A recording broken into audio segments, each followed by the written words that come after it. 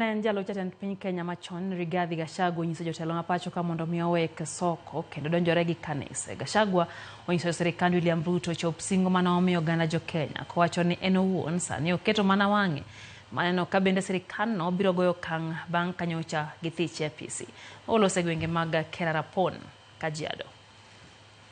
We were very disappointed when our Catholic bishop spoke and we saw some members of parliament abusing them, lecturing them, talking down to our spiritual fathers. And I'm happy that yesterday our president, Dr. William Ruto, acknowledged that the Catholic bishops had raised some issues and he committed to listen to them for them to be addressed. That is the way to go. So tunataka kuambia hao waheshimiwa wanatukana maaskofu. I saw the Deputy Speaker of the National Assembly lecturing Catholic bishops like children. Mimi nataka niambie nyinyi viongozi, acheni kiburi. Acheni kiburi.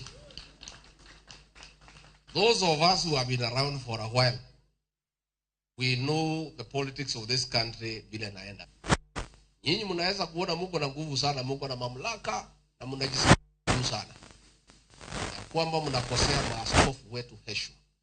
Mnakosea viongozi wetu wa kidini heshima. Be very careful.